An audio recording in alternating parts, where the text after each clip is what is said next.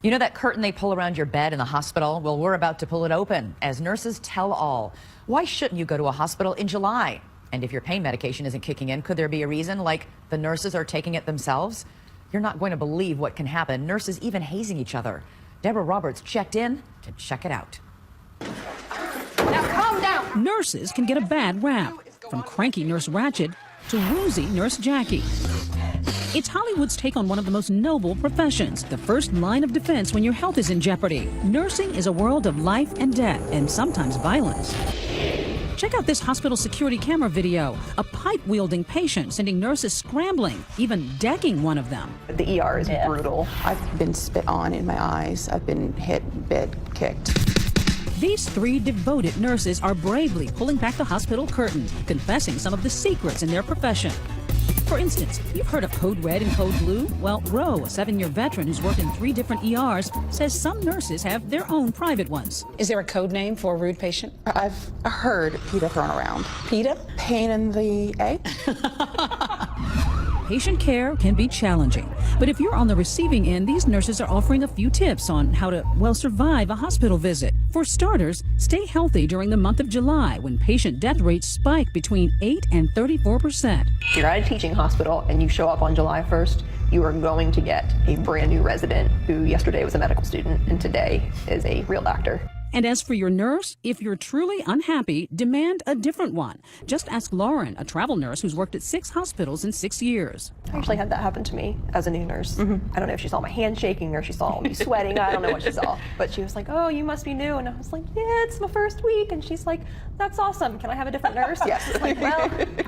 Still, there's a benefit to having a fresh, energetic newbie like Christy, who's only been working about 11 months. Because I'm new, I have that passion. I want to go and I want to save the world. Some of the people that I have worked with in the past, they are burnt out. Those grueling long hours can clearly take a toll. But who'd ever imagine that stressed out nurses might turn on each other, with even hazing incidents reported? I had been bullied for being a new nurse. Bullied? Yeah, absolutely. Have you ever heard the term nurses eat their own? Or eat their young. Yeah, nurses eat their young. Oh, yeah. I went through it a lot, and it was because I was a new grad. I think for 6 months, I cried in my car on the way home. What kinds of things did they do to you? You would get overloaded with patients, and they would not help. And if you're not drowning fast enough, they're more than happy to throw you another anchor. When nurse bullying comes in the way of patient care, it can be really dangerous. The American Nurses Association says bullying is real and they're working to create safer conditions, but told us in a statement that for the past 13 years, nurses have held the top spot as the public's most honest and ethical profession in America. It's a high-pressure, high-stakes world for nurses. They have to work sometimes up to 12 to 14-hour shifts without breaks. Alexandra Robbins interviewed hundreds of nurses for her book, The Nurses, and found that most are compassionate and selfless. Yet she was stunned to discover how many are addicts, even stealing their patients' meds. The painkiller abuse among nurses is really a silent epidemic. Since they're involved in medicine, they believe that they will be able to handle the narcotics more than they actually can. And so it's a surprise to them as much as to everybody else when they become addicted. With easy access to drugs, some estimates say 8 to 20% of healthcare professionals use and abuse substances.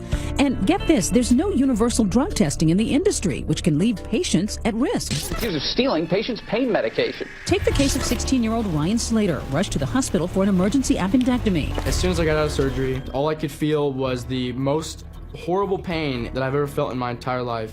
He's prescribed a powerful painkiller, but hours and multiple doses later, he's still in agony. I was constantly telling them that this wasn't helping, this wasn't working. I wasn't understanding why nothing was getting any better. That's because Ryan wasn't getting his meds at all.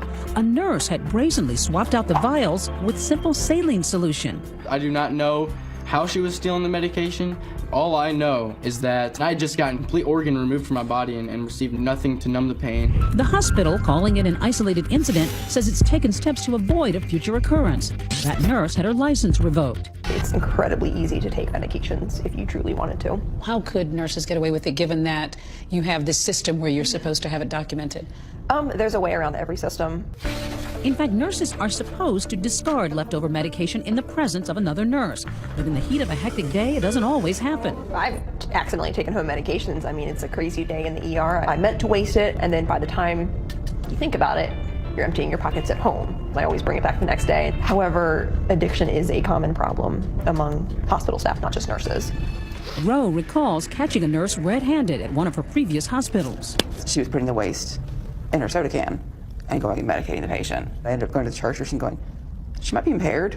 You need to pull her off the floor now, because that's a risk to patients right there. There are ways that nurses can get help without losing their license and without putting patients at risk. It's really too quiet of an issue, and people need to talk about it more. Shedding light on a job loaded with adrenaline and intensity.